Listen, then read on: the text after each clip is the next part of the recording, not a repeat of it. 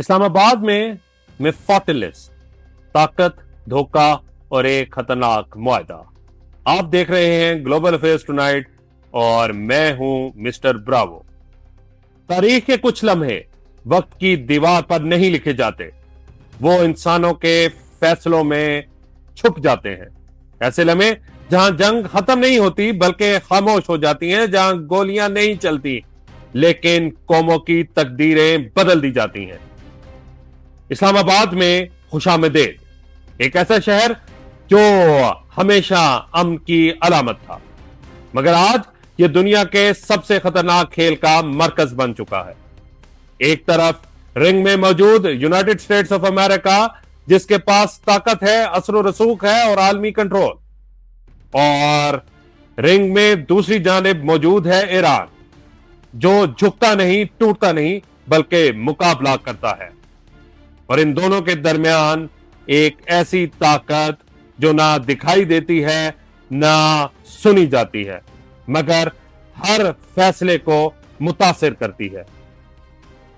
میفوٹلس خاموش جنگ، یہ کہانی مذاکرات سے شروع نہیں ہوتی، یہ کہانی شروع ہوتی ہے خوف سے، دباؤ سے، طاقت کے کھیل سے۔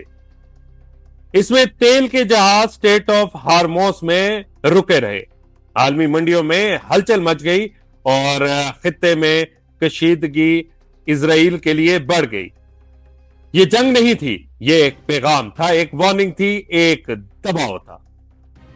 ہم لڑ سکتے ہیں مگر ہم کھیلنا چاہتے ہیں۔ میفوٹلس کا کھیل، صدیوں پہلے ایک کہانی لکھی گئی، فاسٹ، جسے جان ولفگینگ وان گوٹی نے تحریر کیا۔ اس کہانی میں شیطان انسان کو مجبور نہیں کرتا، وہ اسے لالچ دیتا ہے، طاقت کا لالچ، کنٹرول کرنے کا لالچ، سب سے آگے بڑھنے کا لالچ، اور سب سے خطرناک امن کا لالچ۔ مگر ہر معاہدہ ایک قیمت مانگتا ہے اور ایک اثر۔ وہ قیمت دیر سے سامنے آتی ہے۔ امریکہ کی حکمت عملی، امریکہ یہ کھیل جذبات سے نہیں کھیلتا، یہ حساب سے کھیلتا ہے۔ اس کا مقصد واضح ہے، ایران کی طاقت کو محدود کرنا، نیوکلیئر پروگرام کو روکنا، خطے میں اپنی برتری قائم کرنا۔ بدلے میں پابندیوں میں نرمی، معیشت کی بحالی، عالمی نظام میں واپسی۔ مگر حقیقت یہ امن نہیں، یہ کنٹرول ہے۔ ایران کی ضد یا حکمت، ایران ایک ایسا ملک ہے جو دباؤ میں آ کر جھک نہیں سکتا، بلکہ مزید مضبوط، مستحکم اور سخت ہو جاتا ہے۔ اس کے پاس ہتھیار صرف میزائل نہیں، صبر ہے، حکمت ہے اور اس کا وقت ہے۔ مگر اس کی قیمت مہنگائی، عوامی مشکلات اور عالمی تنہائی ہے۔ میرا گہرا سوال یہ ہے کہ کیا مزاحمت ہمیشہ فتح لاتی ہے یا کبھی کبھی صرف تکلیف؟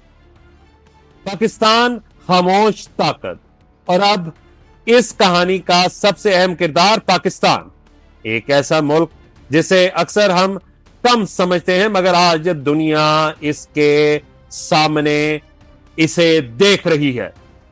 پاکستان نہ امریکہ ہے نہ ایران، مگر دونوں کے درمیان کھڑا ہے۔ یہ جنگ نہیں لڑ رہا، یہ جنگ کو روک رہا ہے۔